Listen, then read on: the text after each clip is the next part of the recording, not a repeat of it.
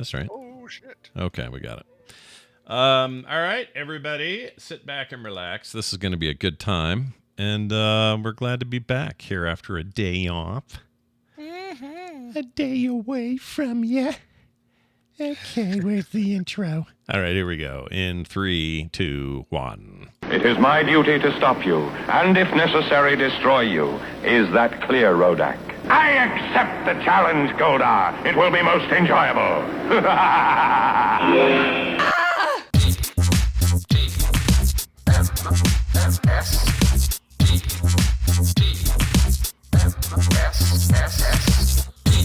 The morning stream. If you have job, you wear the pants.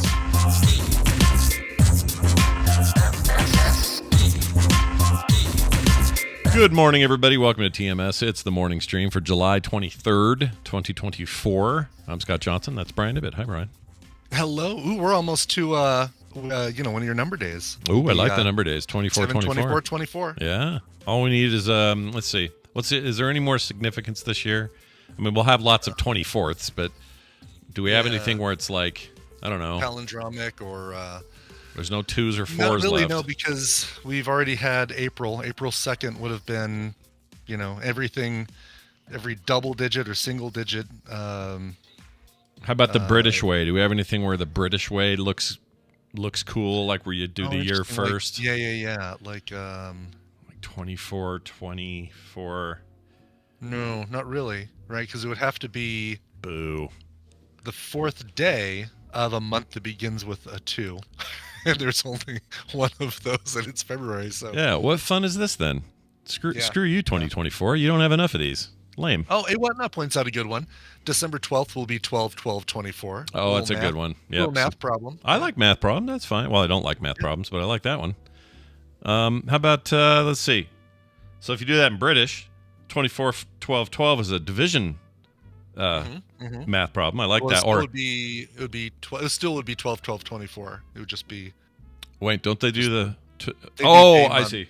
We do year, month, day because you and I like organization of our date-specific items. Because it's how it should be everywhere. It is. It totally is. Why don't people? Well, I don't even do it in our tabs because it's such common to write them down that way. But why don't people funny? Yeah. Why don't we do it in our tabs? We really should. I may change that. But in like all my file sorting and stuff, I make a point of having dates like that matter because everything else can be. You can figure it out, but it will take you longer. Why?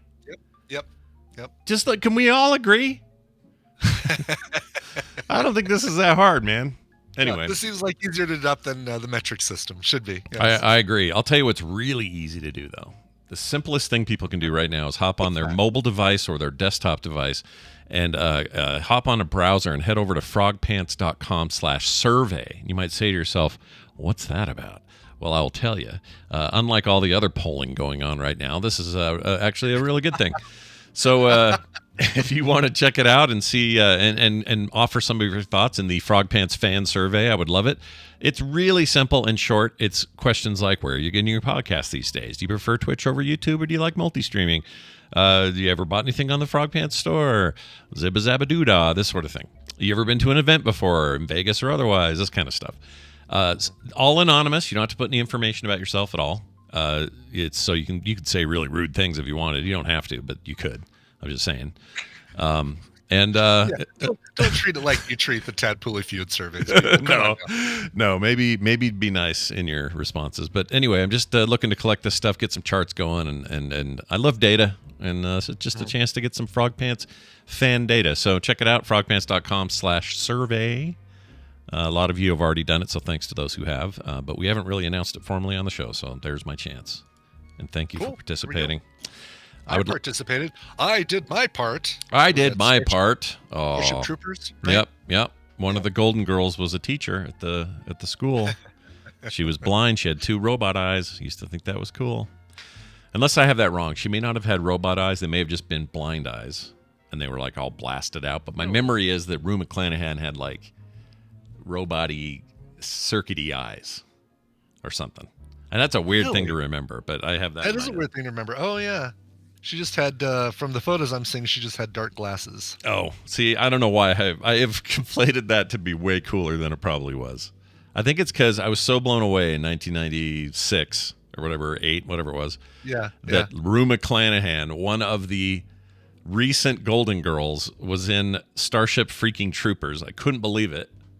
That's really funny. To this day, I can barely believe she was in that movie. So weird. Yeah, when you said that, I was like, "What? One of the Golden Girls?" I didn't even remember the scene, honestly. But now I'm seeing Denise Richards and doing the little experiments and stuff, and yeah, all your regulars of the Starship Troopers universe. That's right. What a weird movie. Totally forgot. Anyway, it's something to watch for if you're ever watching it at home. Everybody, watch for Roomba Clanahan as Golden Girl number 3. I wonder if she regrets the name Rue. Only if she rued. Oh, now I've done it. Let's see. Can she rue the day? Yeah, no, I see where you're going. That was good. Was it just Ruma? Was it Rue? Short for something else, like maybe she was Ruth, and she's like, no, it needs something even shorter. So wait, it's not Ruma then. It's just Rue McClanahan. Did you think it was Roomba Clanahan? I did. I'm going to go ahead and admit that right now. I thought it was Roomba Clanahan. I really did. And I watched that show. Oh, thank goodness I'm not the only person that searches for it. Other people thought that too? Well, I did a search in Google, and the very first, as I typed Roomba, everything came up Roomba space Clanahan, so I don't feel too bad now. Roomba Clanahan. Roomba Clanahan. Just putting around your kitchen, finding those hard to find, Cheerios you dropped a month ago. The Roomba Clanahan. Yeah.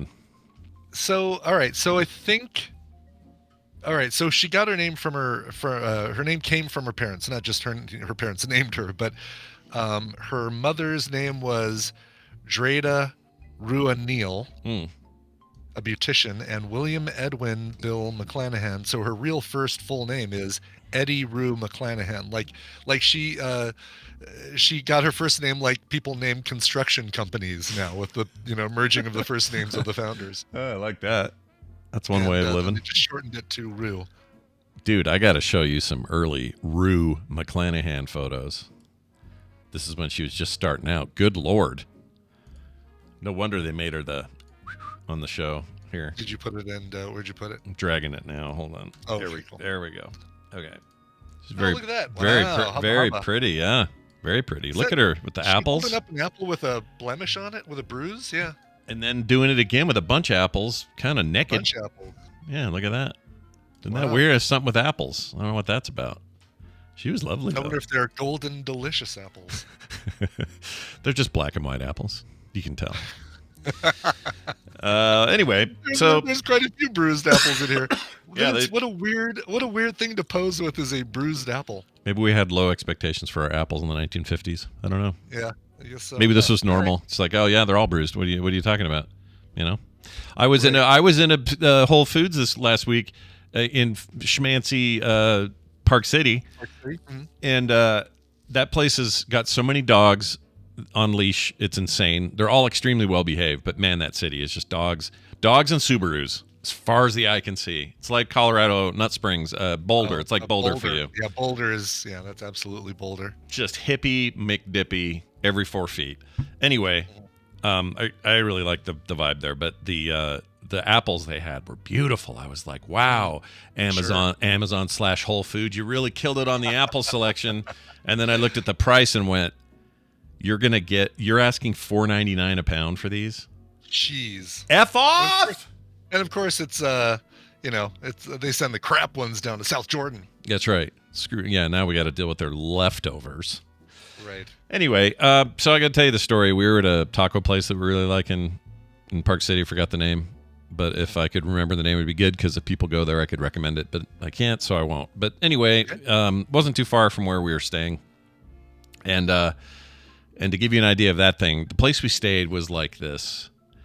I don't know how to describe it. The entryway felt like I was walking into a Tarantino movie set in the 70s. Okay. Like Jackie Brown style intro. Like a wood panel or shag carpeting on the walls or something? Kind of, not quite. So it wasn't quite the interior. It's like the opening lobby space, and so there's a lot of tile and stuff, but the tile was like a old black tile that looked like it was all put there in like 74. And like an old phone box off to the left, and it almost felt like they did this on purpose, but it's very, I mean, it looked like mid 70s, like exactly what you would think, and it immediately invokes the feeling of all of that. The kind of the wood paneling era of like, oh, there's going to be a murder here, and a hard-boiled cop's going to solve the mystery. It was that kind of vibe. And then you get in there, and then the entry space or the like lobby space is kind of normal. You're like, oh, okay, I guess they decided just to restore interior and the exterior is that way or whatever. I don't know. And then we get in there, and their entire pool, they have a pool and a hot tub, but it's all enclosed in almost like a greenhouse glass portion of the building. Okay. And then all of the rooms are like spread around the sides of it. And it's the kind of place that on the surface of it, you look at it and go, well, that's where 21-year-olds go to ski for a week and party. Kind of thing. Yeah, very lodgy or whatever. I loved it there. It was weird, it's swanky, not in a rich, bougie way, but in kind of like just kind of a, hey man, nice hat man. Kind of a boutique hotel kind of thing. Yeah, that kind of vibe. And here's the coolest part. We're in the hot tub one night. Kim and I were the only ones. And then come into that room about 8 dudes and their wives/girlfriends from a biker gang coming through town. Okay. And the they were Sons and staying Daughters there. of Anarchy showed up. It was a lot. Yeah, they all looked like it. And they were so freaking nice. Yeah. I have never met nicer people than this group. They were so nice and so easy to hang with and talk to. And we kept talking about how you never see 95-year-old old guys or tall guys. And my point was, me and this other 6'4" guy were talking, and I'm like, you don't see a lot of us in our 90s, do you? And he's like, oh, I hadn't thought of that before. And the other guy goes, his bike will kill him before So we had this whole thing about how bikes, what's going to kill this guy sooner, his bike or his height as an old guy or whatever. Right. Is it that if you're tall you shrink before you get to 95, or that you just die before you get to 95? I think you die before you get to 95, and your heart, it's because your heart is so damn far from everything it's pumping blood to. Reaching all the extremities, it's exhausted from all that. Yeah, pumping. it just gives up. It's just like, shit, this is too much.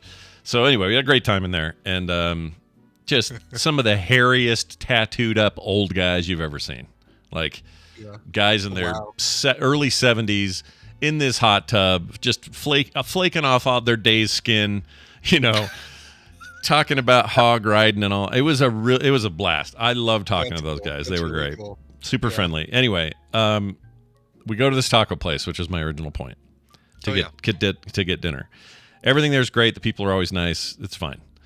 Waiting for our tacos, very authentic Mexican tacos, street taco style stuff.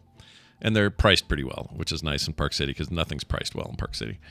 And we sit down and we hear this guy go, and I thought of you because I just know this would have driven you up a tree.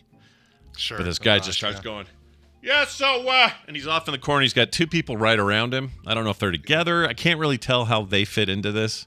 Okay. But he's over there going, yeah, back in 07, that's about the time I started the thing with the stuff and the deal and and he's going off about business things, and he's so about his business, his entrepreneurial. Yes, and he's so loud about it.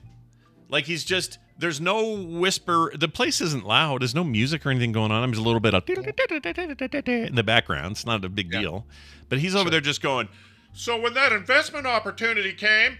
Well, I was the first to get in there and get on the top floor of the, synergy and the bullshit. He's just like talking like a business guy. And this poor couple, dude, one guy on a phone who would not lift his gaze. He's just staring at his phone.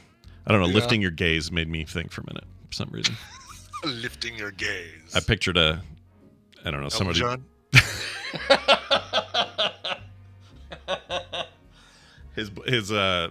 His longtime partner picking him up after he falls in the shower. Right. I don't know.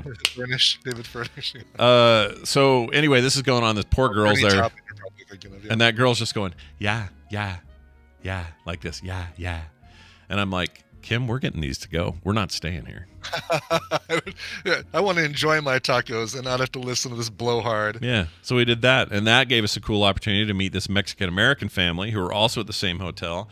We're up there visiting family, and half of them were from Mexico. They were actually here visiting from country to country, and they were so freaking nice that I want to stay with them and live with them because they had amazing homemade food. They offered us some. We were like declining because we're like, oh, we don't want to be whatever. And then they had a little chihuahua the size of my hands. A little teacup chihuahua kind of thing, yeah. With an unpronounceable name. I couldn't do it. And he's only 6 months old, and he's not yippy at all. Just the sweetest little thing, and I'm petting him. And this guy says, I said this on the Monday show, but I'll say it again. This guy goes, that's interesting. I must have a bad stereotype about Chihuahuas. I just think they're always yippy. I'm supposed to be really loud. And he's so quiet. And he goes, for now, my friend, for now. That's how he said it. Anyway, that's awesome. It was really fun. So those are just some of my fondest memories of the trip. But we had a great time. That's cool. My, just saw the valley. It was beautiful up there, although we had smoke from that dumb fire. And that's all good now, but it was like kind of a little bit nasty. But we didn't see Post Malone. Supposedly he was in Utah, but down at his really? He was in his holiday house, which is down in the valley. So he's got like 3 places up there. So we didn't see that. An actual holiday, not his house for the, the whatever the weekend holiday was. Right, wherever he is in the mood to stay one night or another, he decided not to be up in the thing. But everything's like 10 degrees. Cooler up in the mountains, which is awesome. I just love it up there. I could live there if I could, but it's so damn expensive. We found a place that did breakfast stuff. We almost went in and we checked out the menu outside. Their cheapest menu item was an avocado toast. That in the photo looked like no big deal, just a piece of toast with avocado and maybe some bread with avocado on it. Yeah, maybe a little sprinkling of tomatoey this or that or whatever. $17.99. F that. $17.99. Wow. Who's eating that? And I know who's eating that. It says yoga pants women driving their freaking Jeep Cherokees and Subaru WRXs over there. That's who's buying $18 damn. Such a old man complaint. You kids with your $17 avocado toast. No, that's what it feels like the price would be. It's like Vail or Aspen kind of thing, where you just if you're going up there, pack a lunch. Yeah. Don't eat there. Yeah, take your own food. We did a little of that at night. That saved us some money, but it's nice. It was a nice getaway, a little reset. You know how good that feels. You just get away for a little and kind of jot down some ideas and think about stuff and, people watch and all that shit. Oh, and I went to the museum. They got a museum in Park City. It's all about the miners and I don't mean kids under 18. I mean digging gold and that kind of thing, that kind of miner. Yeah. And they had some rad stuff that I'd never heard of there, some stories I'd never heard of. Apparently there was a fire in 18-something that just wiped out the entire city.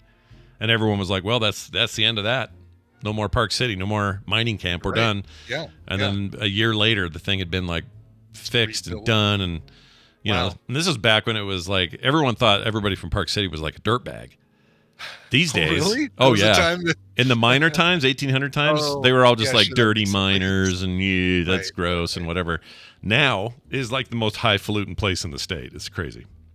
Wow, so I partially blame actor, philanthropist, and Sundance creator Burt Reynolds, or not Burt Reynolds, Robert Redford. Yeah, did you hear their? I was surprised to hear that they were considering moving Sundance, and even more surprised that Boulder is on the short list. Yeah, I heard about that. That would be very interesting. I wonder what the reasons are for that. I don't know. Because he owns so much land up here. He freaking loves it here. But maybe he's not in control of that anymore. I don't know. Maybe. The question is, let's say we move Sundance here. Do I lift that weekend and maybe get Brad get Pitt. a car with Steve Buscemi and Camille Nanjiani or something, taking him to the Shoney's or something. That would be amazing, wouldn't it? That would be great. Yeah, probably. You know who I'd get that woman, the woman I dreamt about, the actress. She'd be the one in my car, and I'd have to take 100 selfies and say, "Oh my God, it was prescient. It was. I dreamed it and it manifested." Well, there's always sightings here during that time, so I'm guarantee you'd probably have a higher chance if you were lifting that, because they also do it down in the city. So when they have the festival up there, there are showings that are happening in Salt Lake, and Salt Lake. So probably would be some in Denver too. So it wouldn't be because there's two theaters up there for sure. The Boulder Theater and the Fox Theater would absolutely be places where they would do showings. Yeah. But that probably wouldn't be enough for all the stuff that's going on. So they probably have to do something in Denver, Golden, or something like that. Yeah, it's a real weird thing. I guess Park City is still in the running for the final 6 cities. I would think it would have to be, yeah. I didn't know it was ever an option to move. Like this. No, I didn't either. I felt like, well, that's, it's like Coachella or where it's locked into that place, South by Southwest. Well, we're considering other places for South by Southwest. Maybe there are too many Californians here, and they're like, "That's what we're trying to get away from." Maybe. Yeah. Dicks. The current potential host cities are Atlanta, Georgia; Boulder, Colorado; Cincinnati, Ohio; Louisville, Kentucky; Park City, Utah; and Santa Fe, New Mexico. So. And this is a big impact. $118.3 million in Utah gross domestic product every year. That's big. Yeah. 1,600 jobs plus for Utah residents, $63 million in Utah wages, and $12.8 million in state and local tax revenue. That'd be a loss. We would not be happy. What time of year do they have Sundance? Winter, so like January. Okay. Wow. So it would be during the time when all the students are in Boulder. So that place would be a freaking madhouse. Mm-hmm. There's already a 100,000 population difference when the students, maybe not that much, but quite a huge difference when the students are in Boulder. Maybe a Lyft driver would just make bank, though. Maybe, yeah. Curious about Maybe it. I wouldn't get as many. All right, welcome to Boulder. By the way, I'm going to send you over to the airport now. You're never going to get out of there. Welcome. The thing I'm reading is emphasizing they're trying to get to a climate where it's just a little less snowbound. And I don't know if that would help them to move to Colorado or not during that time of year anyway. If they did a different time of year, obviously they'd be okay. But that makes me think like Georgia would have a chance because you're not going to have that inclement weather there. Right, it would be, yeah. Because they get snowed in a lot up there. Like you get like actors all up there and rental SUVs. Yeah, just kind of trapped. So I don't know. A little clarification from Dr. Calhoun. I hadn't heard this. So Sundance says they aren't moving the film festival. They just claim they're looking to relocate events during a renovation. So. Oh. Well, then you would do. I would pick Colorado because you're close. Yeah, it's close by. I mean, what a crazy thing! Like to move some events over. I would think that would be like, no, I probably want to move all of it. I wonder what they're doing there. Maybe it's in. I mean, we're getting the Olympics in 10 years. Maybe they're. I don't know what they're doing. Well, see, in this article you linked to, Dr. Calhoun says sources tell us that Sundance is looking for another city to host future editions of the Indie Film Festival and Market. Already, Sundance has a contract with Park City to remain in the ski town until at least 2026. So it doesn't mention anything about a renovation unless I just haven't gone far enough. It sounds like they're leaving. I mean, not leaving, but potentially leaving. Splitting the Indie from the mainstream. Like Sundance Lab from the main festival, I guess. Huh. Interesting. What would be cool? Just keep the Indie here. and now Dr. Calhoun says, "Oh, never mind. Information says they were lying, or newer information says they were lying." So. Oh shit. Yeah. So it is looking for. So it is looking for a new location. All right. All right. We broke the case. That's why we have you, Dr. Calhoun, to drill down, and get the truth. Yeah. No, he's a truth doctor. That's where the PhD came from. Dr. Truth. Dr. Truth, not Dr. Tooth. That's a Muppet. All right. It's not.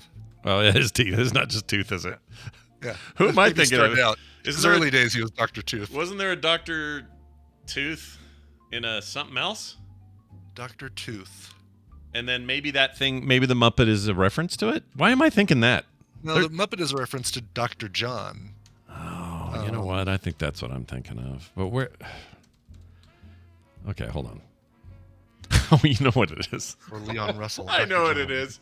There's not 4 blocks from here. There is a dental place called Dr. Tooth. Yes. Dr. Tooth and the Subway Next Door is the band. That's embarrassing. All right. What else is going on? We had some fun this weekend. Yeah. Tell me about. Oh, yeah. Plus, you guys didn't you do your the Tadpool meetup this weekend? We did. Yeah. So I'll tell you about the Tadpool meetup first. We went to the Colorado Pinball Pub. There was, it was a smaller group of us. We had Jeff and Nikki. We had Clark and his wife Nikki, the Moores, and then we had, Paul. I can't remember Paul's last name, but is that it? I think that might have been it. Smaller group. And then of course Tina and I. But you know what? That's all right for the size of this place. That was a good-sized group of people because we had the run of the place, and there was 2 floors and maybe about 12 pinball machines that we could play, and a couple video games, some new stuff, a couple older pinball machines. It's funny, it looks so much bigger in the photos and on the website and stuff. But had a great time, and you basically pay 15 an hour, and then it's use of all the machines. So you go and play. Everything's on free play. That's not bad. Yeah. So, I mean, that feels about what I would spend in quarters as a young person in an arcade. You know what I mean? For sure. Yeah. And especially with these newer games that are like 75 cents for a game, 3 balls, and you want to do 2 games? Well, we'll knock the price down to $1.25 for 2 games. So it's like, yeah, all right. We'll do the 15 an hour. Totally Sure. worth it. Yeah. Great ciders and beers and stuff like that on tap, and that's it was great. a good time. Yeah, I saw a photo. You guys look like you had a great time. That's awesome. Yeah, so that was Friday night. Saturday night, thanks to TMS listener Anthony Renbarger, who is out of town and has season tickets to the Colorado Rapids, the local soccer team. Gave us tickets to the Colorado versus Real Salt Lake, your home team. Okay. Your home team. Awesome. Rivalry. Are we rivals? Do you know the teams? Yes. Okay. You guys are apparently our biggest rivals. So we had 4 tickets. So we took Crazy Neighbor and Mrs. Crazy Neighbor, and went and had some dinner, and then went to the game. And first half of the game, we're sitting there watching, and kind of refiguring out what's allowed, what's not allowed as far as fights and tripping and pushing somebody and touching the ball and not touching the ball and Sure. that sort of thing. And we're watching the weird dude I talked about last time who had a velvet rope, little retractable rope that he was letting certain people through, even though you could just walk around the rope to get where you wanted to go. Why was he doing that? Was that just to show a sense of weird thing at Dick's Sporting Goods park? That's really weird. Really, really weird. Yeah. So the way the place is laid out, you've got the stadium in the middle, and then you've got like the close-up parking for the fancy people, and then you've got a big dirt lot for some reason, and then all the rest of the parking. And the parking is massive. It's broken up into several chunks with tree-lined roads between them, and just a massive parking area. Interesting. And that'll come into play here in a second. So halftime comes, we decide, all right, let's go up. Little drops of rain are coming down. So it's like, all right, well, let's go up under the into the concourse and maybe get a drink or some popcorn or something like that. So we go up there and get something you need. And the rain starts coming down a little bit harder. And the announcer comes on and says, lightning has appeared in the area. Please make your way under one of the 2 concourses, or go back out to your car and keep listening to the channel for future announcements.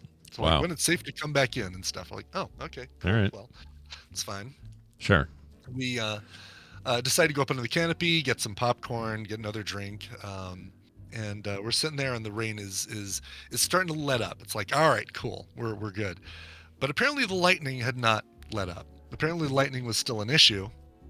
So the announcer says, now we'd like you all to just go out to your cars, and maybe you just drive home, or if you really feel like it, you can stay in the parking lot and just kind of see what happens. But because of all the lightning, maybe now it's better for you to go to your cars, which is weird. I don't know why the concourses weren't safe anymore, like why we couldn't hang out there. Yeah. Or maybe there were just too many people under there. Oh, you hit some kind of packed. limit, some kind of OSHA limit or something on that. Yeah, because you've got the 2 long, the stadium is an oval, and the 2 long edges, they're east and west, and those are covered by concourses. But then those 2 curves where the goals are, the upper levels, are wide open. So you're out there and you're under the elements. So everybody from the whole stadium is now converging under those 2 sides. And so it's like, all right, well, this is a mess. Let's just go out to the car, and maybe we'll just call it, but we'll listen for announcements to see if they tell us to come back. Sure. We start making our way to the car, and we're barely out of the gates, and the rain starts picking up, and the wind like is like all of a sudden just high speed gusting coming right at us. And what that's doing is it's turning all the rain into little projectiles that feel like hail, but they're still water. But they Yeah. are hitting our face, and we're like people around us, like there are women screaming and kids crying, and like these things are pelting us in the face, and we're going ow, ow, ow, and we're trying to run. And Tina's got this little dinky foldable umbrella that compacts down to the size of a gas station hot dog, and so it's not doing much. It basically can cover her kind of well, but she's using it with her and Mrs. Crazy Neighbor, and starting to come down on them, or protecting the two of them. Yeah. And we're running now to get to the car, and the wind and the rain are blowing so hard that it's actually reducing visibility. So I'm sticking close to Mr. Crazy Neighbor, close to Dave, and we're running kind of alongside of them. And then we kind of all, the two pairs kind of lose each other. So Tina and Carrie go, and we kind of lost them. And Dave and I are like, crap, where'd they go? I don't know, but I think this is our parking lot. And we find a huge truck, and we kind of hunker down next to the truck, and we're just kind of looking around, and we can't see crap, and we're still getting water on us. Rain's coming down. I pull out my phone, and the water drops are hitting the glass and adding new letters to my text messages and stuff. So I'm wiping it off in my shirt, and we're getting drenched, by the way, completely soaked. Yeah.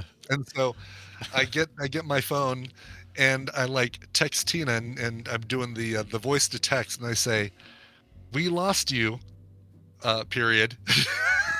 Yeah. When you get to the car, honk the horn so we can find you." Yeah.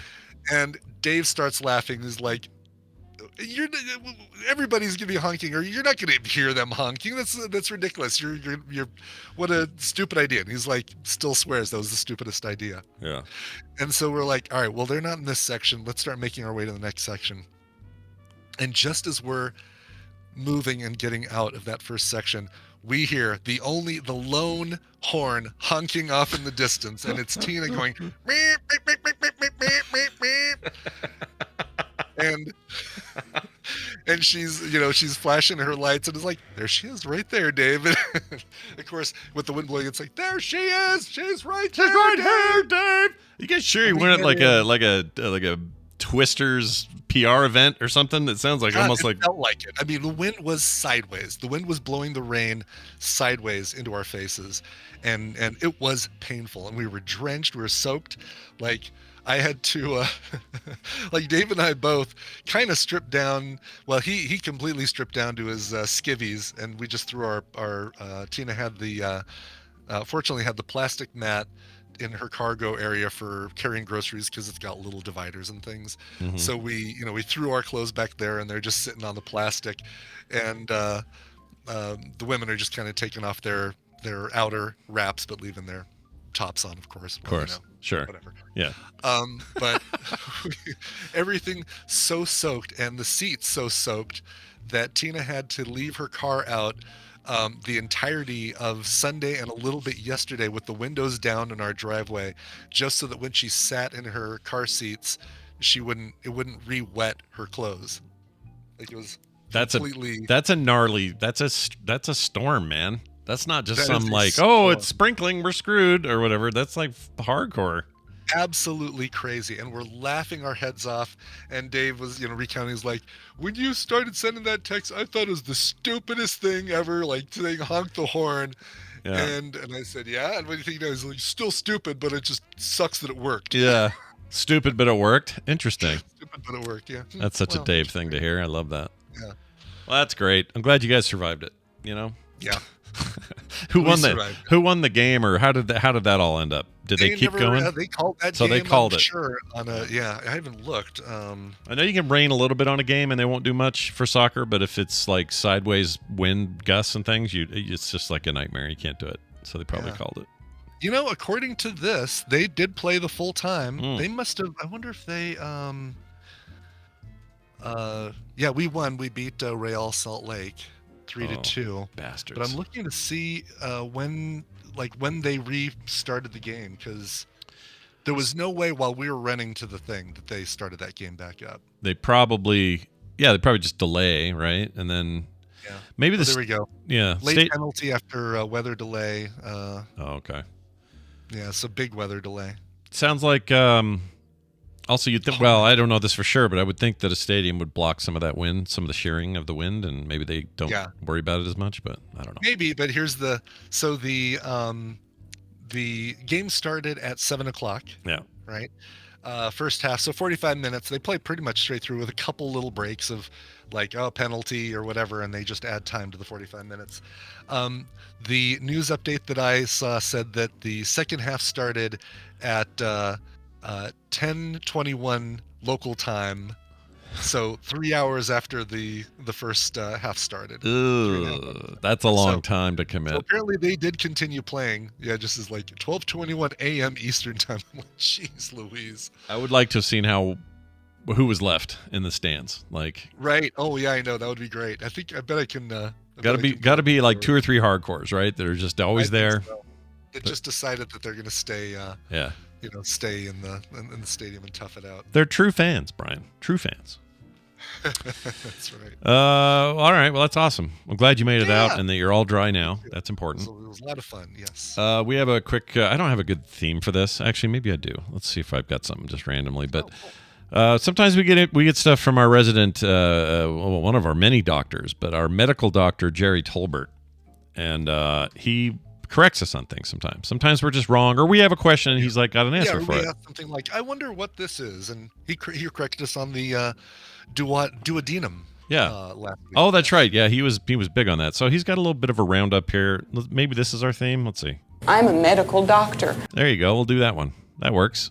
Here's what Jerry has to say. Your friendly neighborhood medical doctor here to answer some of the burning questions that you left behind at the end of Medical Week on the morning stream last week. One of the first is about the diet soft drinks in a hot garage. The aspartame, this artificial sweetener that is used in drinks like Diet Coke and Coke Zero, does actually get converted to formaldehyde at a faster rate in higher temperatures, but it's not being converted in a high enough volume to really be dangerous to humans at lower levels. If you're drinking several 12 packs a day, then it can be pretty dangerous. But if you're having 1 or 2, it's not really going to hurt you. The problem is it's just really bitter, and so it tastes horrible. So you probably don't want to drink soft drinks, diet soft drinks that have been left out in the heat, especially in a hot garage above about 100 degrees or so. The second question was about the PAP testing, and it is not a PAP that we are testing, but it is named after a guy named George Papanicolaou. It gets shortened to PAP because it's easier to say, but George Papanicolaou in the early 1900s was a pathologist and histologist. He looked at cells under the microscope, particularly the cells of the female reproductive tract, and discovered that certain cell changes were indicative of cervical cancers. And he was able to codify that, and now we use his technique for studying those cells to make sure that we identify cervical cancer quickly. It was one of the earliest tests for any type of cancer that we had that was fairly accurate and useful. As always, I remain your humble servant, and if you need anything, just page me. All right. I love these. I love these, by the way. I do too. Yeah. Because I don't know, it feels like we have some authority out there. But secondly, can we just call it a PAP test then? Do we need to put because you don't like the smear? word smear? Yeah, my problem isn't PAP. My problem is it's more smear. like a scrape. It's a PAP scrape. That's get rid of all those and just say, okay, so it's named after Papadopoulos, whatever his name is. Give this thing, just call it the PAP test. We're done. We're done. Mm-hmm. No one's confused. Nobody goes, now which PAP test do you mean? The smear or the scrape? No, we know. It's the one. There's one PAP test. Right. All right. I don't think that's asking a lot of modern society to adopt that. I agree. That was awesome. I would do this on the regular if Jerry was willing. Well, all we have to do is say stupid stuff about medicine on the show, and then he'll correct us. Absolutely, yeah. Didn't know anything you want to correct us on. If you've got the time to leave us one of those absolutely clear and what a great microphone you have recordings, Dr. Jerry, we will 100% play it. We don't always get those, but when we do, I choose Dos Equis. All right. It's so much better than recordings that, I don't know, just as an example, tell us in the first few seconds how to pronounce something correctly, and then go, yeah, and just repeat that for about another 3 minutes. Yeah, those are nice long calls that we hate, and Yeah, we'll no, never. just for play them. example, I don't know. I can't think of any off the top of my head, but No. No, my favorites are the I like the Bob Pedersen follow-ups the next day on Threads. Those are my favorites. doesn't right? Exactly. Yeah. Yes. The Magical stuff coming out of there. All right, everybody. We're going to do some quick news to get us started today. It's time for the news, and it's brought to you by... Get on Twitch and see what DM Rob is working on today. The dude is crazy creative and smart as hell. Catch his streams at twitch.tv/thatdeveloperdad. See what he's programming today. Yeah, he's got cool stuff, man. Mr. September. Yeah, Mr. September. And I checked out his channel when he was working on some stuff, and that guy's got some cool ideas. So I think you should check it out. I should. What is he programming? Do you remember? I don't remember. Some of that went over my head, but super interesting. If any of you, by the way, are doing cool stuff that you do on the regular, creative stuff, sometimes I just pull these out of our promote yourself section in our Discord, and that's where this came from. And I would be happy to do that more if you guys are promoting yourselves in there. So, watch for more of that. Cool. Hey, Brian, a sneaky alligator in the news. Oh, no. Oh, no. Better than a sneaky nut punch. Well, that's true, unless an alligator did it, I guess. Then that's not good. That's not good for anyone. So nobody wants that. Sneaky alligator caught hiding underneath a public shopping cart. Ooh, this would raise my hackles. This would take you from 11 items up to 12 items and put you in the wrong lane. Yeah, that's right. And possibly Looks cause... like you've got a 12th item. You need to... No self-checkout for you. Yep. Plus potential foot loss if you're not careful. Right, yes. Anyway, a yellow caution tape surrounded the front of a Publix store last week after a sneaky little alligator was caught hiding out underneath the corral. A corral. It's not coral, is it at all? No, it's when it's one shopping cart, it's a shopping cart. But when you see them in a group, it's a coral of shopping carts. That's what they've said here. Do you think that really is the grouping of shopping carts as a corral? No. The corral is like that little, the little thing with the metal bars that you put all the shopping carts into. In the parking lot. Oh, that's called a corral. Cage. Okay. Yeah, corral. Like well, that makes sense. Corral. You corral sheep into a. Yeah. Okay. Yeah. Well, that makes sense. Shopping at the OK Corral. I love watching those kids with the headphones on that are always look like this kid. Headphones on, usually like a yellow, a blaze yellow safety vest thing, and they're out there pushing what looks like 400 carts in a row, like a big snake of them. I love that. Yeah. Oh, do you not get the guys with the they have a little remote in one hand, and there's an automatic shopping cart pusher. No. That they're controlling with a remote. And so they're up in the front steering, like basically able to kind of steer where this thing goes, walking alongside it and pointing it. And then they've got a little remote control that has the send and the floater, basically the machine that pushes all these carts from the back. I have been to, we go to Smith's a lot and we go to Harmon's a lot, and I don't think I've ever seen that. Not at those anyway. So I wonder they just haven't modernized or something. I don't know. Yeah. Oh, super cool. Like I want one of those. I don't know what I'd use it for, but just a little remote thing to push stuff around the house. You could find a way. You could find a purpose. Yeah, I like that. Lisa Royal said she stopped at the Publix at 1575 Old Trolley Road in Somerville, North Carolina. South Carolina is what I meant to say, not North. Wow. Old Trolley Road. Seems like they should have a Piggly Wiggly, not a Publix. I'm going to ride my horse to the trolley road. Anyway, says it was so unbelievably out of the ordinary, I had to stop and document the moment, she told the local affiliate WFLA. Video of the gator encounter shows shoppers and workers standing around the caution tape as carts blocked off the area where it was hiding. There's a photo in here. Really? Oh, good. Yeah, I want to see the... I think you've got a gator under the carts. Yeah, there he is. Look at that. Oh, wow. Okay. I'd lose my poop. I'd see sneaky. That go. That's sneaky little gator. Although you're safe taking him from the back because he does not have the room to spin around and bite you there. No, he just whack his head on a wheel or something. Also, yeah, exactly. It looks young. That looks like a adolescent. Yeah, and it seems like pretty easy to catch too. Just basically put an Amazon box on either side, and you've now trapped that gator. Yeah, I've held a baby gator. Did I ever tell you about that? Have you really? really? Yeah. Oh, cool. In Louisiana? Yeah, or, it was Mississippi, or may have been actually Louisiana. Now that you say that, I think it was in Shreveport, Louisiana. Somebody had a pet alligator, and they let me hold it, and it was an adorable little thing. Yeah. And it didn't snap at me or do anything dumb. But I thought, when you're big enough, you're going to be terrible. So good luck. You're gonna eat old ladies at the golf course. I think his name was Rusty. They called him Rusty. Aw. Yeah. I don't know if they ever farted and they went, Rusty, Rusty, Rusty. Rusty. All right, here's a fun one. Finish this out, I think. Okay. Shattered Salsa Jar. I played bass for them for 2 years. They were great for a while. That's actually how I got put on injured reserve in wrestling. I had a shattered salsa jar. That one will knock you out for a while. You got to be careful. That's right. And it's slow coming back from a shattered salsa. It is. You really gotta ice that baby. This thing caused $20,000 in damages at a Massachusetts pool. Massachusetts. Get a rope, everybody. A popular pool in Massachusetts is back after a jar of salsa led to $20,000 in repairs. The town of Needham's Park and Recreation Department posted on Facebook that the lap pool in Rosemary Pool, a lot of pools here, was closed on July 14th. The reason was due to a glass bottle shattering and glass shards being found in the pool. So it wasn't even so much about the salsa. No, it was just the glass. Yeah, you can filter out the chunks of tomato and zesty Peppers and ingredients. onions, Yeah. Pool officials issued a warning. Pool officials. That's funny. I mean, who's a... It's a dude with a pair of red shorts and a red wife beater carrying a floaty. He's a pool official. So dumb. He says... I'm going to have to ask you to leave. You're going to have to get out of here. Who are you? I'm a pool official.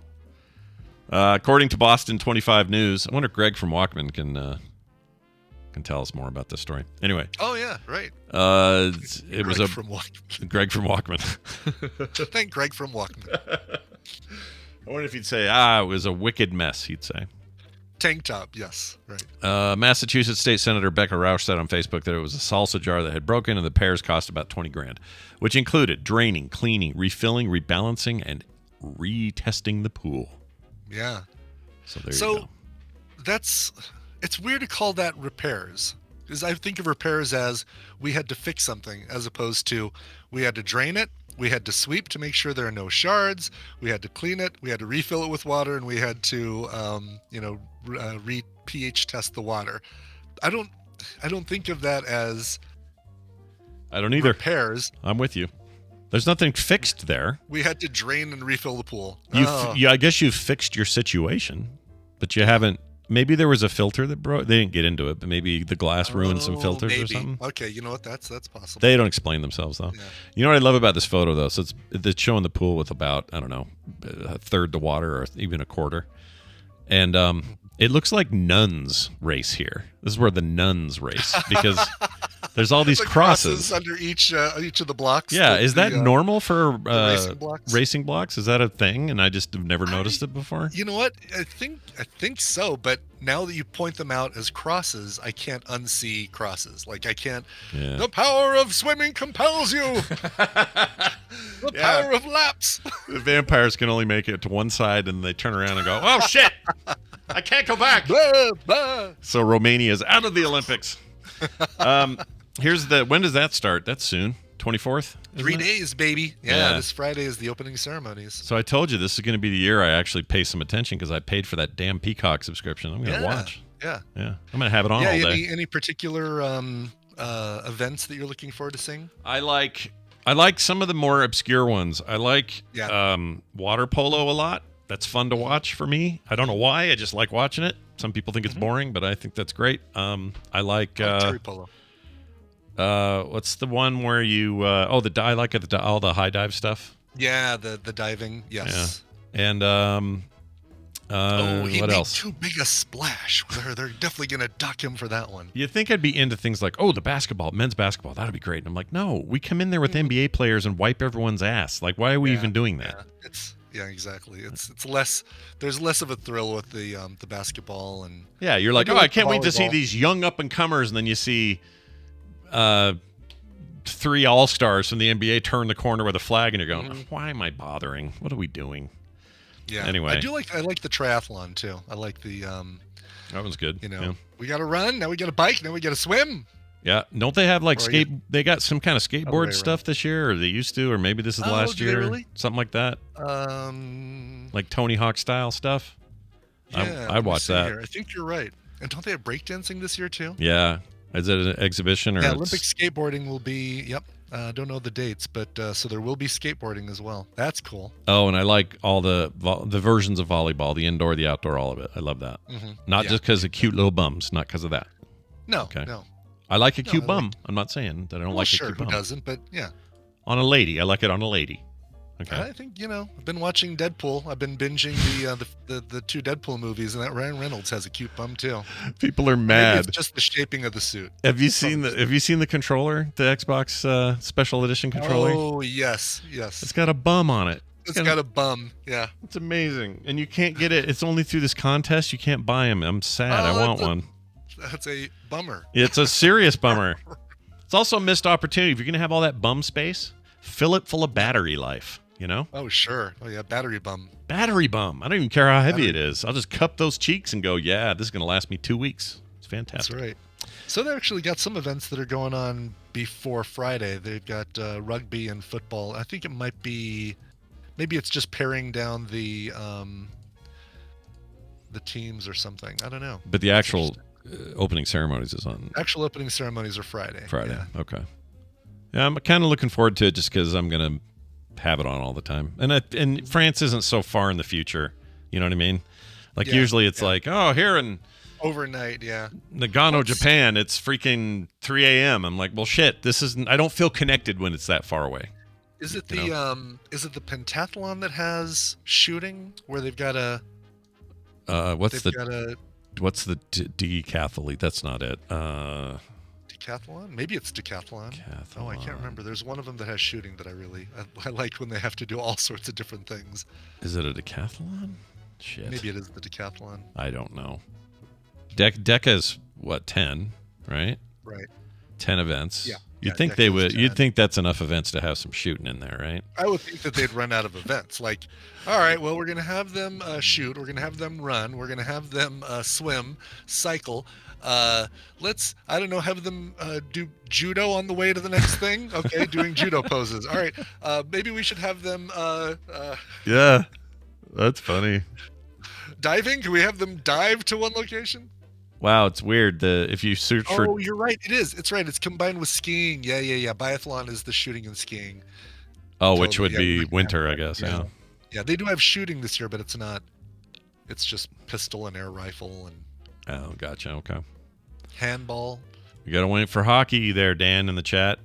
And it's not this. Right. It's not this time. You gotta wait for winter, boy. I can take about minutes of watching fencing too. Fencing is kind of fun. Oh yeah, fencing's fun. Yeah. I like the noises they make in fencing. Yeah. Ah! And they've got point left. Are they tethered to the back like it tells how far? Oh, right. I wonder if they have to do that anymore. If they can do all that with cameras and sensors now and stuff. I wonder. Oh, I don't know. It's really interesting. I don't know, but I love watching. I like that too. That's a good one. I'm sure I will find things to enjoy. I like the boxing. Yeah, the sure. Boxing to me is less of a big fake millionaire party and more of a like, here's the actual sport of boxing. Let's see how they do. Yeah. I like that. Oh, surfing. Surfing I like watching too. Surfing is cool. Yeah. Because they have to like there's they have to like accomplish 3 things like staying on or moving unpropelled, propelled by the waves for X amount of time, and then going through a curl or something. What is let me see if they have details on that. Are those indoor or do they have a coast they do those on? They're doing them way outside of France, like somewhere else. Because you'd have Tahiti. to, right? For Tahiti, Tahiti. Okay. Tahiti. Yeah. Okay, if you have the right conditions, like I don't know how it feels like they'd want to control the conditions, and so I always assume that was an indoor thing now. With a pool with like artificial waves. Oh, or whatever. that'd be great! Like one of those, like they have at water parks, where it's just like a really a magical place. That's right. I said it's a lovely place. It's a magical place, Tahiti. Where they have the like at water parks, the water forced into an automatic little surfing curl. Yeah. Otherwise, could completely control the conditions. And, otherwise you're relying on Mother Nature to get it right. Like, how does that work? Yeah. I don't know. I don't understand that sport. Well, you pick your wave and you ride it. And you ride it. Yeah, you ride that wave. And you're out there for a long time, and you don't get the right wave, and whatever. Well, we're gonna let the right wave in. Oh, you know what they ought to do? One final thought on this. Sure. Can we have a Summer Olympics version of some form of curling? It doesn't have to be on ice, but like a rock in the dirt or in like some slick grass or something where they just like, and then they got a rake in front of it. What they call it? Not a puck. What is that thing called? The stone. The stone. Have the stone on some sort of like ball bearings or something. Yeah. Like wheels I think this should be the unifying sport between all professional Olympic games. What brings us together? Curling. Yeah. Lesarge says, isn't that basically shuffleboard? It's like, I guess kind of, yeah. Sort of. You're using I guess you're still using a stick to push the thing. Sure. Okay. Yeah, but your shuffleboard, well, is there a shuffleboard competition? I don't know if there is. Let's see. It's like with the old people Olympics or what? I don't. Competitive sweeping. That's not bad, Matuba. I like that. Feather bowling. Feather bowling's interesting. Let's see. Shuffleboard. It says, what do you think this is, a cruise ship? I guess. Okay, so no shuffleboard. So no shuffleboard. All right, jeez. A little bit nicer. Jeez. Yeah, they didn't have to be so rude about it. All right, well. Do we have dumb-looking mascots, by the way? What do the mascots look like? Oh, I don't know. They're always dumb to me, but let's see. France. Oh, they're weird. They're weird birds with. Okay, here you go. You ready for this? Yeah, let's see it. I'm giving you a link to the page. They're like. I don't like them. Yeah, they're like. No, I don't like these.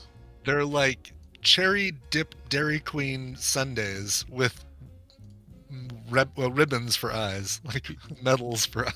Yeah, what do you think, chat? Oh yeah, the ribbons come around the sides like they're almost like eyelashes. Eyelashes or glasses. Oh, I guess one of them's wearing sunglasses. Yeah, these are terrible. I don't like these. Yeah, and the fact that they don't have a lower part of their body makes me think, wait a minute. So is that their skeleton coming out of the bottom of them, or is that are they wearing some sort of cloak? And what do they look like? Jawas or something underneath? What do they look like underneath those? It's like a severely injured starfish. That's what it looks like. Right. I don't know why I don't know why they chose this. I don't like it. I'm sure there's a story in it. They never have good mascots. Like the mascots are always just wackadoo. Pride 2020. Yeah, I don't know who approved this, but I don't like it. European bullshit, man. Take that, French listeners. All right, let's move on to taking a break. When we come back from this break, we will have Dan, the tabletop man, here. He's already in the chat, stirring it up. He'll come in here and stir it up even more. So look forward to that. Brian, tell us what we're playing before we do that. Sure. We're going to go to Harrisburg, Pennsylvania. I spent quite a bit of time in Harrisburg, Pennsylvania at the newspaper, a whole week installing for all the reps there, and made a little trip out to a nice little trip. I think it was like a 2.5-hour drive to Atlantic City because there's really nothing else to do in Harrisburg. Anyway, Harrisburg, Pennsylvania group The Jelly Bricks have a brand new single. It's called That Way. No, it's not a cover of the Backstreet Boys. It's just called That Way, but you'll want it this way. Big thanks to Wicked Cool Records for sending this over to me. Here are The Jelly Bricks and That Way. I goddamn near lost my nose, and I like it. I like breathing through it. And I still think that you're hiding something. To get the Dwarf Scroll 2, you need to kill many monsters.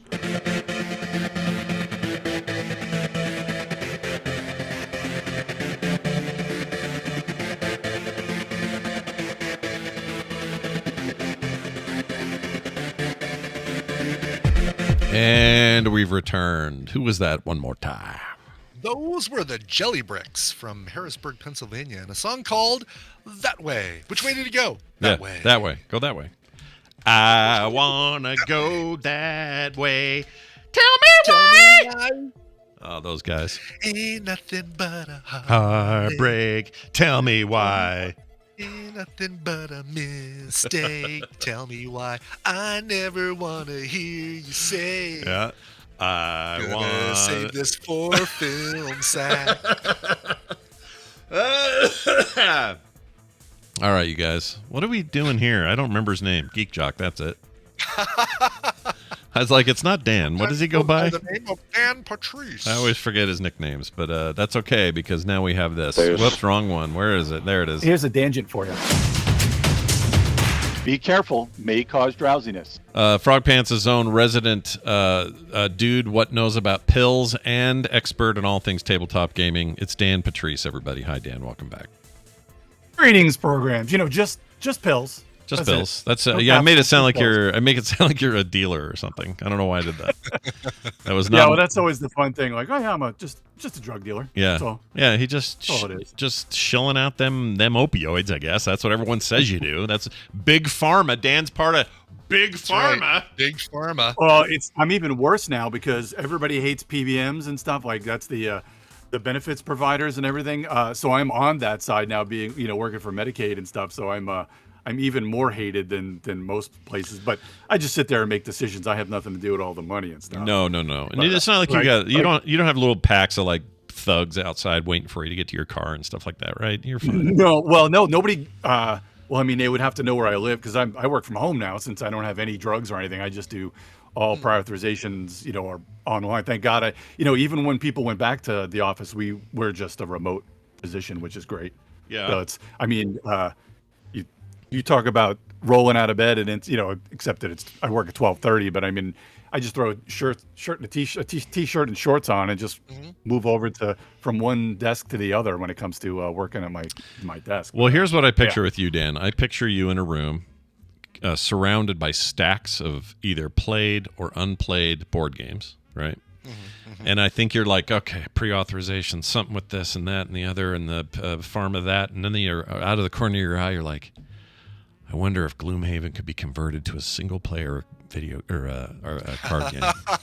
You know what I mean? Like, do those things, because they're your passions, do they distract you at all as a work from home kind of guy? I'll have to send you because there are some nights where we're done early. So I work till 9. So there are some nights where we may be done at 7. So I just literally 5 feet from my work desk is my table, my game topper.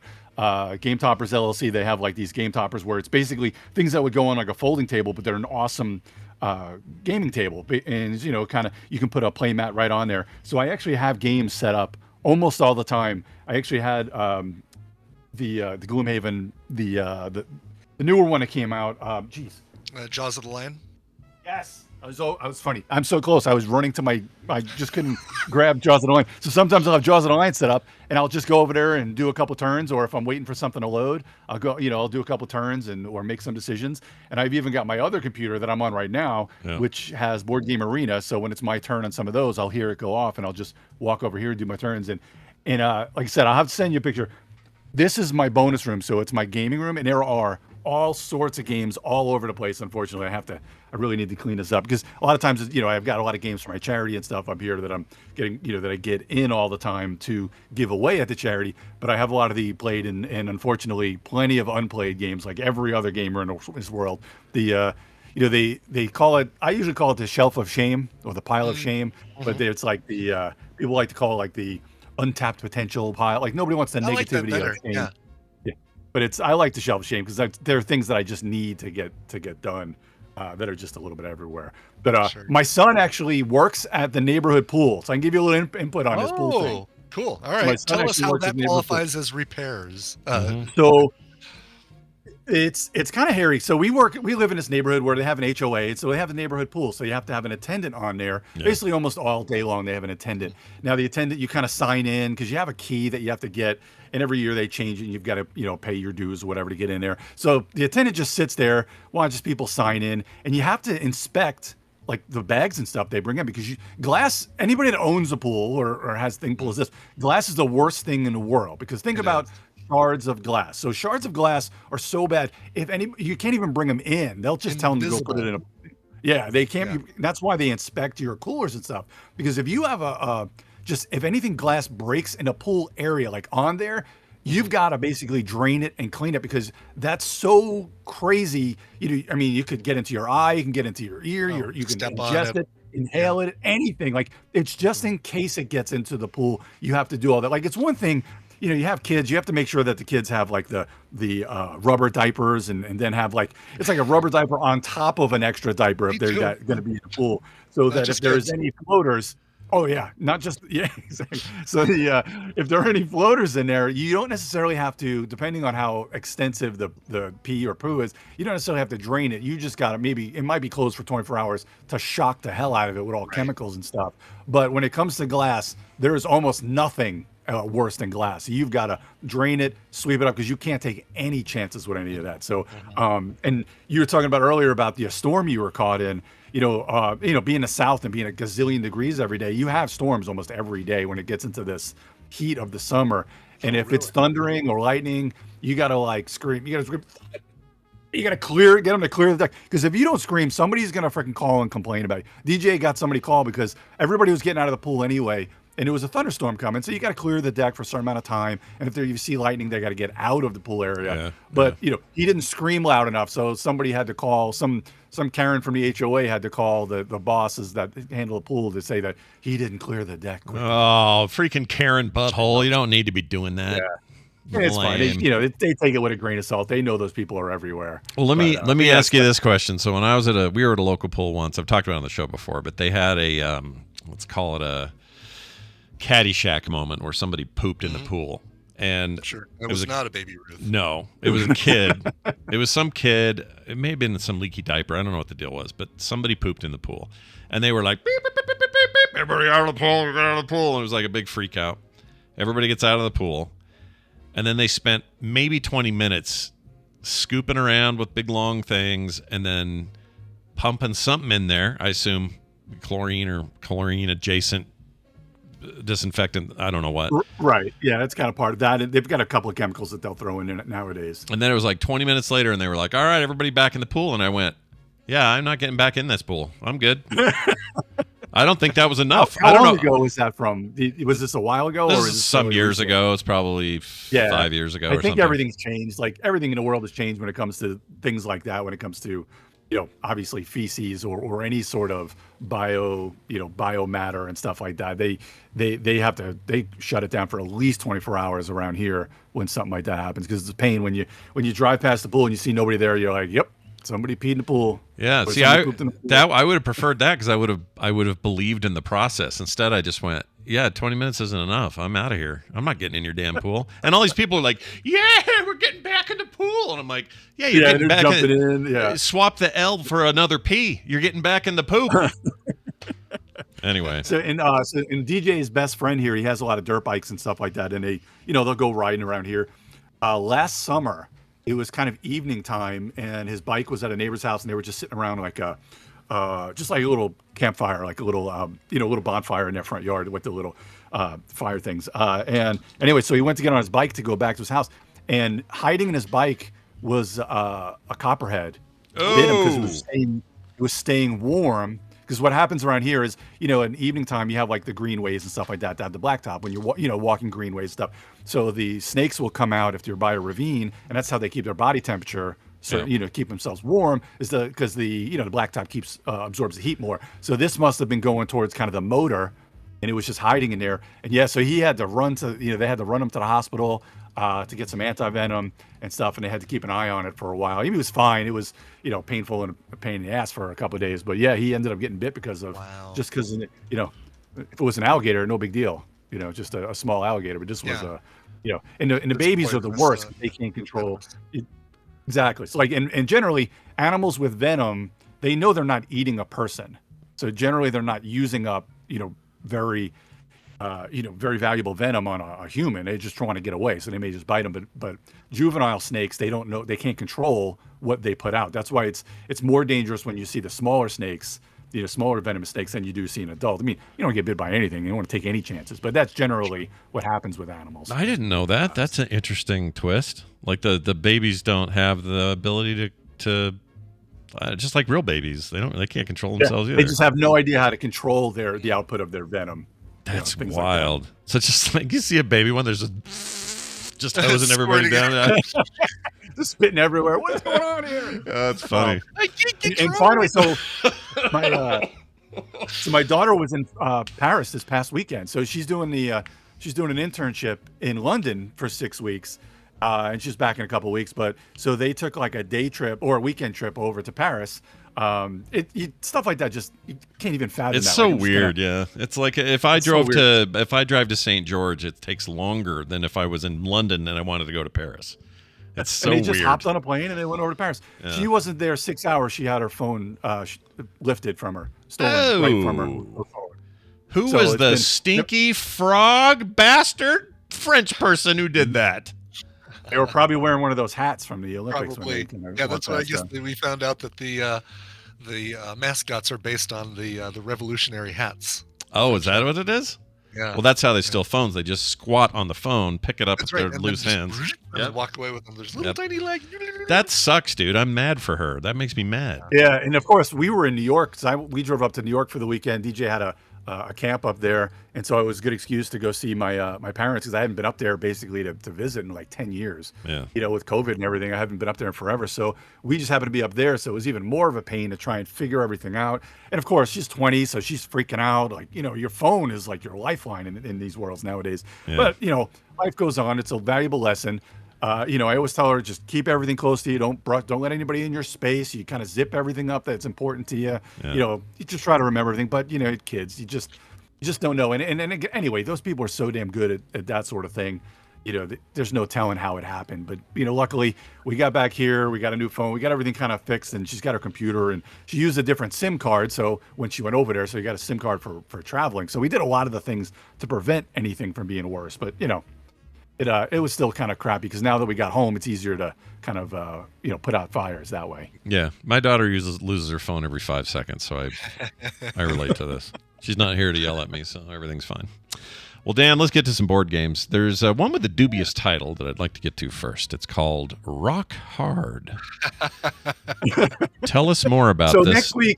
Next week is Gen Con. So that's of course the biggest North American convention is Gen Con coming up in a couple weeks. I won't be there, but we always do a show on the Geek All-Stars with our top 11 to try and top 11 to buy. So I brought a couple of games today for your top 11 to buy. And these are both, this is my usual. We've got kind of a, even though both of them are going to be good for you, Johnson and Ibbett, but one is more of an Ibbett game and one is more of a Johnson game. So this one here, if you remember the band The Runaways, Ibbett, I'm sure you've probably done covervilles on the Runaways. Yeah, done a couple episodes. They were one of the first albums I owned was their Queens of Noise album. I actually still have the vinyl around the corner in the basement here. I should put that. That's actually a great album. It's really good. It is a great album, yeah, with Cherry Bomb and the title track and holds up. Yeah, it totally and of course, does. everybody knows Cherry Bomb. You know, I always grasp at what other big songs they had, but you know, they had Cherry. Was that Joan Jett's band too? Yeah. Joan Jett, Lita Ford, both came out of that. Cherie Currie, Jackie Fox, who we're about to talk about, and who was the last one? Thank goodness they were a band, because you know, without that, would we ever gotten that terrible duet with Ozzy Osbourne and Lita Ford? Would that have ever happened without? Not to mention the great line. Went to a party last Saturday night. I didn't get laid, but I got in a fight. And then she repeats it the next time. That's such guilty pleasures, though. Those two songs. Yeah. I actually like the one with Ozzy Osbourne. I mean, I remember being annoyed by it because it was just it was the White Snake era, and it just felt like everything was the same. Then I don't know. I can't explain it. Mm-hmm. It just wasn't. It wasn't the kind of rock I expected out of either of those two people. And just so this one is Rock Hard 1977, and this is by Jackie Fuchs, so I guess she goes by Jackie Fox as well. Jackie Fuchs is obviously her real name, and Jackie Fox was her Runaways stage name. Okay, so she and apparently it's always awesome when you find out that people are big gamers. You know, and you see actors and other people. They're all, you know, or sports figures that they're big gamers. It's pretty cool. What's her name? Kristen Bell and Dax Shepard. They've got a regular game of Catan that goes on all the time, and they're always talking about probably with celebrities like Celebrity Catan. Yeah, exactly. Chris so Catan. This is pretty cool. The Jackie Fox is a big, and she's apparently, and it's always cool. Like this has nothing to do with her being a female or anything, but the fact that she is such a genius. You know, she's got a PhDs and she's done. She went to Harvard, got a law degree from Harvard. Obama was. Barack was a classmate of hers, and I played trivia with her. Like I've competed against or with her, and posted a photo in our little group chat. Maybe I'll put it up in the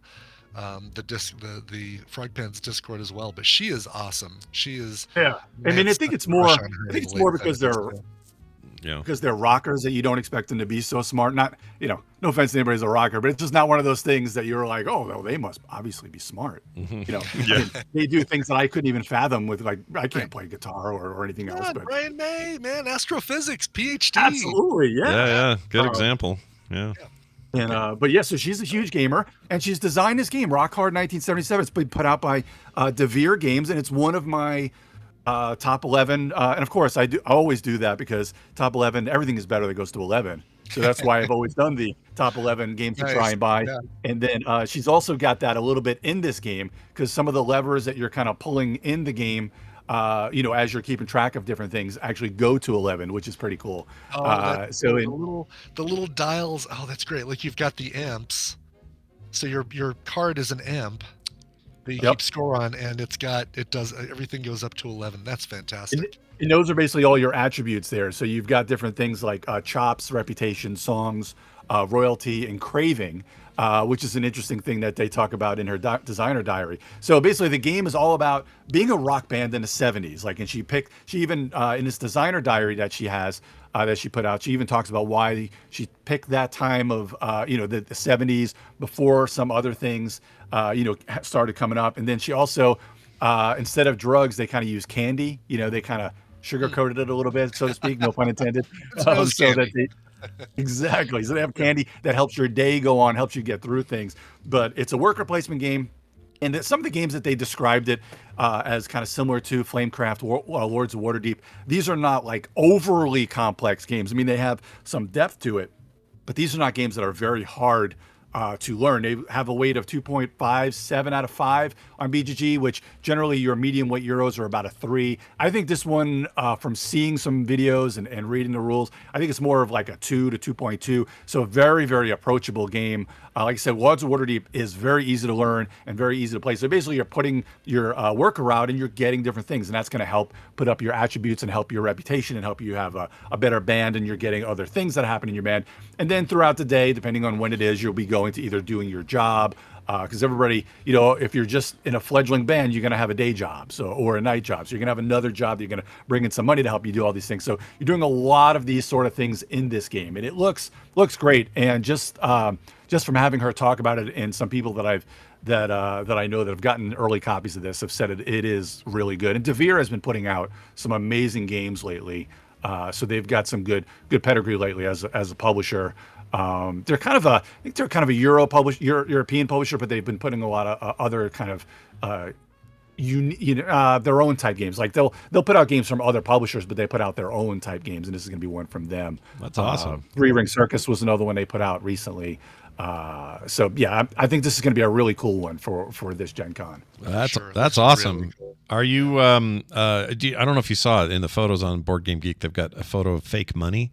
I'm a giant fan of board games that really go hard, go ham on the money that's fake. Yeah, I love this stuff. It's so look like cool. Real dollar bills with like coffee stains and someone's drawn on them. Which is pretty cool. Love it. One of the games that has the Firefly, the board game, possibly has my favorite money. You might be able to Google it, Johnson, while I'm talking. So has one of my favorite fake, I don't generally like paper money in games, but this game here, Rock Hard, and also the Firefly, the board game, that money is just so stylistic and it feels so good in your hand. Usually me, I either want some chits or give me, metal coins or kind of like poker chips is like what I really like. But the money that they did in Firefly, the board game, that's cool. It has this really.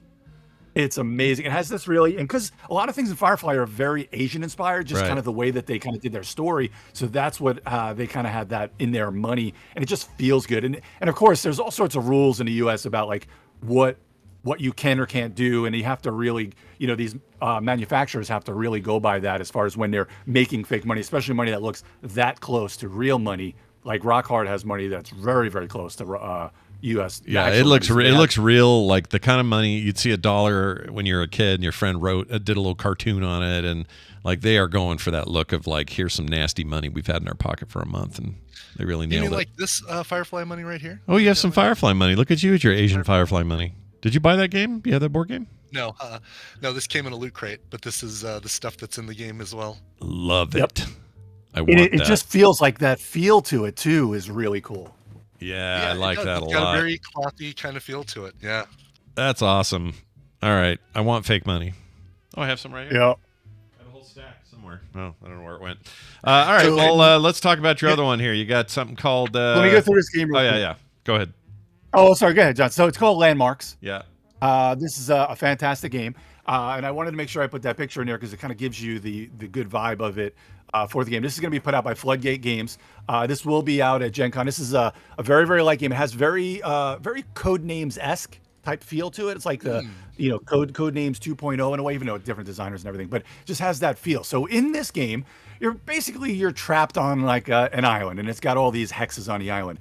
And then and again, it's got a co-op and a competitive mode, but we're just going to talk about the co-op because I don't really care. Like, this is more fun. Games like this are more fun when they're played co-op. So one person's going to be giving the clues, and those are kind of very much the Codenames way, where you're just giving a clue.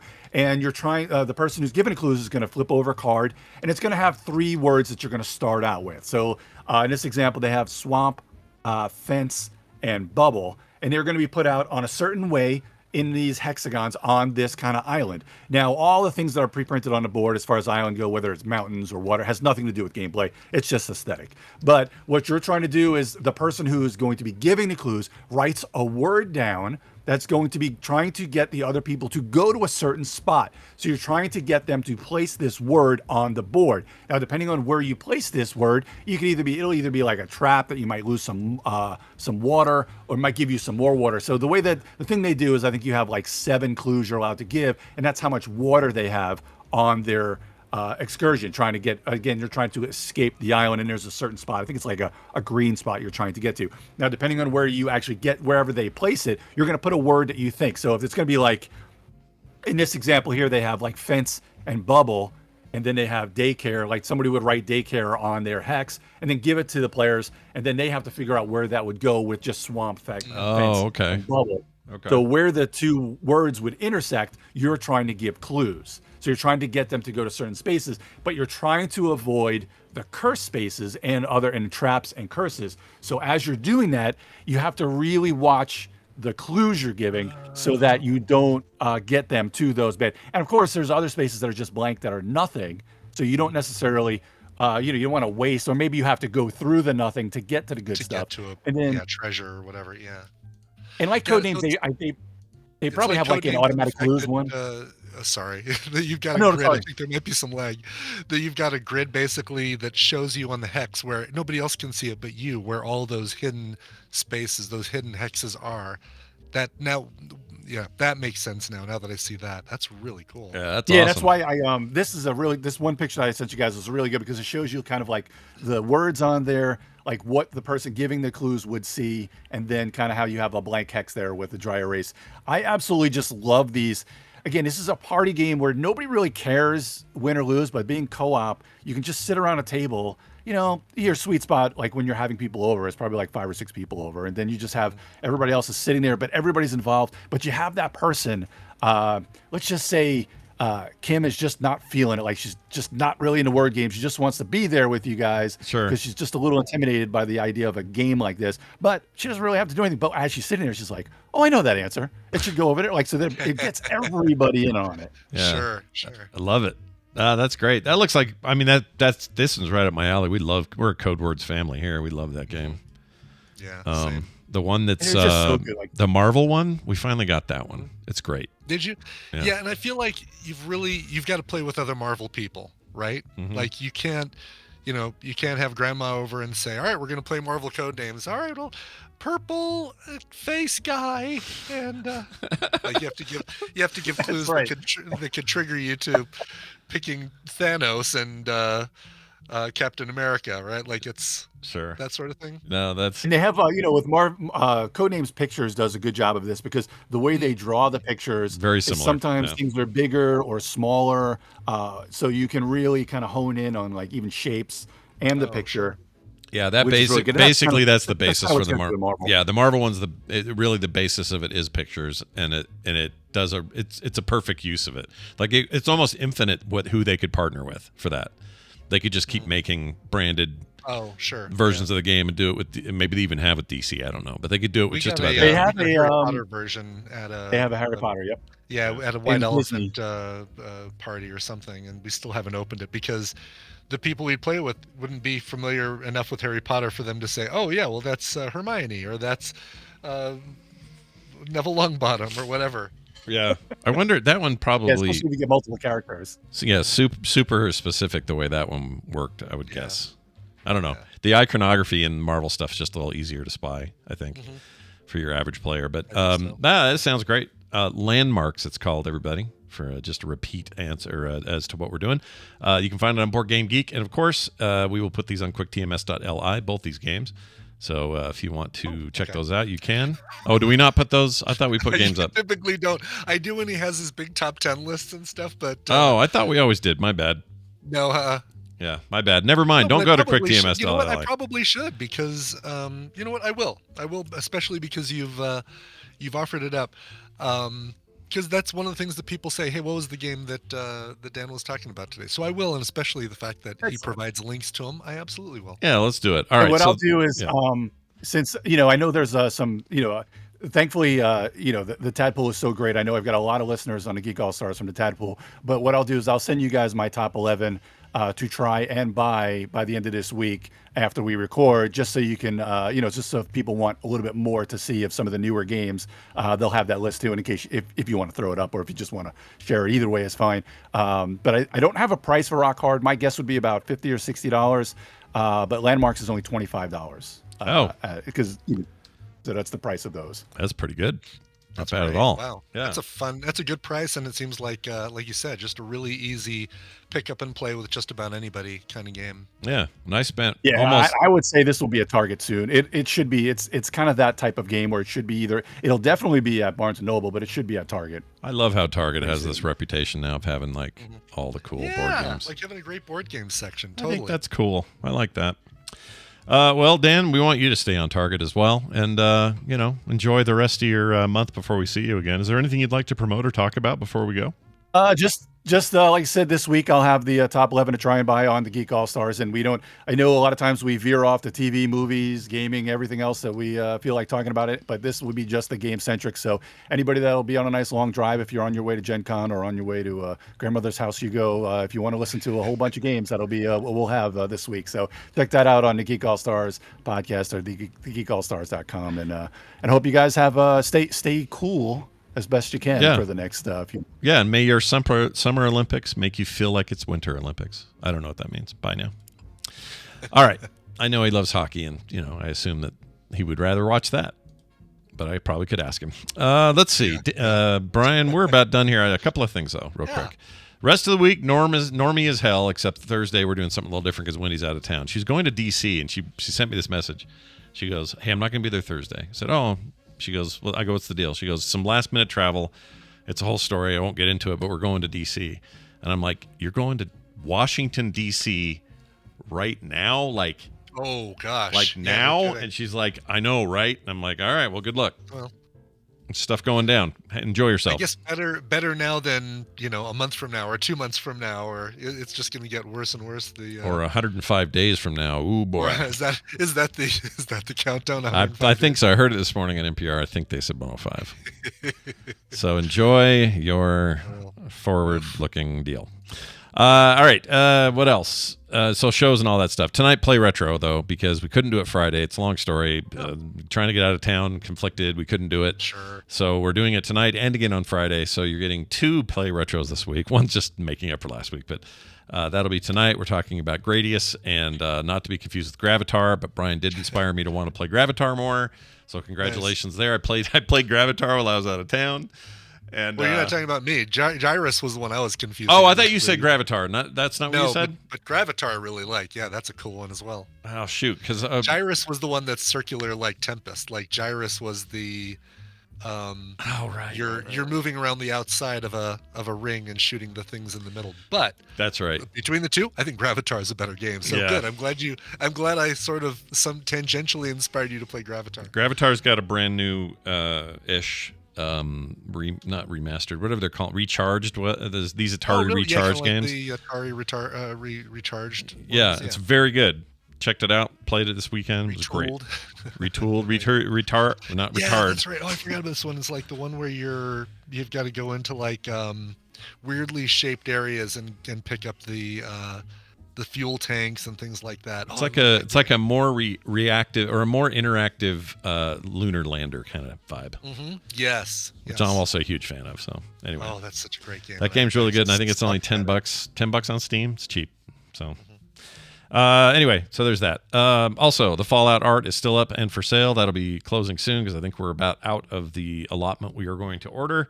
So if you are interested in this Fallout art, and basically we call it the Wasteland Collection. Also, congratulations to Fallout for all of its Emmy nominations. It's pretty fantastic. But just go to frogpants.com/shop, or sorry, frogpants.shop. There's no .com in this one. Frogpants.shop, and it's the first thing you'll see. Click it, get them while you can. They're both 5x5 or 8x8 inches, and free shipping in the U.S. If you live here in the States, you pay nothing for shipping. Ooh, cool. Nuka-Cola, Vault Boy, or not Vault Boy. What's he called? Not Pip Boy. It's something else. Pip Boy's the thing you put on your arm. He's called. Right. If I always think of the boy as the dude. Is it Vault Boy? Just Vault Boy, not Fallout Boy. That's the band. Right. But I think they named themselves after him. Anyway, I think it's Vault Boy. Yeah. They named themselves after the Simpsons character, Radioactive Man's sidekick. Sorry, Carter yelled something. What? Pip Boy's on your arm. Yeah, but is he not the Pip Boy? No, Pip Boy's the arm thing. Man, this younger generation, they think they know everything. Yeah.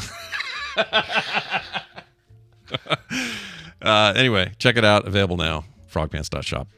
And it's linked on the regular site. That's going to do it for us. Let's get out of here. Frogpants.com/TMS is the place to go. Brian, let's play a song. Get out of here. Yeah, this one's going out to TV's Travis. Says, no special event, so any free day you've got. I just heard on the show you kickstarted this album and thought the Tadpole would love it. I think so, too. I can definitely see why you like to test the ship's phasers. Oh, my gosh. That's a lot. Should we pick some of that and do some of that? Pick some of that. We'll do the phasers. Let's test the ship's phasers. I can definitely see why you like it. All right. We always think I can totally see why you like it. It's really I can definitely see why. Wait. I know. I can definitely see why. Yeah, we have what is that? It's the Berenstein Bears thing. The Mandela effect. Mandela effect. I always think of it as I can definitely see why you like it. Oh, I get it wrong in my head for some reason. You always think totally, yeah. Yeah, I don't know why. Definitely see why. Although I think we've also said I can see why you like it. Like we've even taken out the definitely. That's true. And Zoe, big thanks in the chat. Currently, TV's Travis is touring the country of Scotland, and I think he already got to see the TV Highlander guy. Or something. Oh, really? Oh, that's cool. Something like that happened. His photos are. Highlander? Yeah, TV's Highlander. Travis got to see TV's Highlander. But it's awesome. Guy gets to go back to some of his roots, and he loves all that crap. I'm excited for him. So good for him. That's so cool. Congrats, Travis. That's awesome. So the album that Travis is talking about is Ali Gertz's Peeled Back, which is a cover of Nine Inch Nails' Pretty Hate Machine, right? Is that the Pretty Hate Machine is correct. What's the one with Head Like a Hole? It's the Head Like a Hole. It's the blue. It's not Pretty Hate Machine. It's Can I find it before the Tadpole? I think it is Pretty Hate Downward Machine. Spiral. Thank you. Oh, it is. I was sure that was on Pretty Hate Machine. I am. Oh boy, I got that wrong. I know. Well, these days when you just say, "Hey, play some Nine Inch Nails on your Apple Music," and it just starts going through everything, you can't tell what album's which. So that's true. So whatevs. Yeah, Downward Spiral is the one with March of the Pigs and Closer, and Head Like a Hole, which is the song we're going to be playing right now.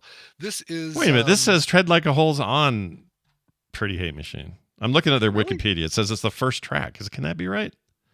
Hold on. Hold on a second. Let me look at because I'm on the page for Downward Spiral. Head Like a Hole, Terrible Lie, Down in It, Sanctified, Something I Can Never Have, Sin. Yeah, it's according to this. Okay. According to people in the chat room. I thought I was losing my mind. Okay, I feel better. I feel less stupid than I thought I was. As you should. Yeah. Closer. I guess Closer and Hurt were on Downward Spiral. So there we go. So back to Pretty Hate Machine, which is what I said at the beginning. Is that their first? That's their first album, isn't it? That's the first album, yeah. Oh my gosh, that's a long time ago. All right. Anywho, so Ellie Gertz decided she was going to cover Nine Inch Nails. She called it Peeled Back, and she just released it. Just came out this year, and it's now available everywhere. Go pick it up because you're going to love it. You're going to hear it right now. Here is Head Like a Hole by Allie Gertz. And then Scott pushes a button. This show is part of the Frog Pants Network. Yes. Get more at frogpants.com.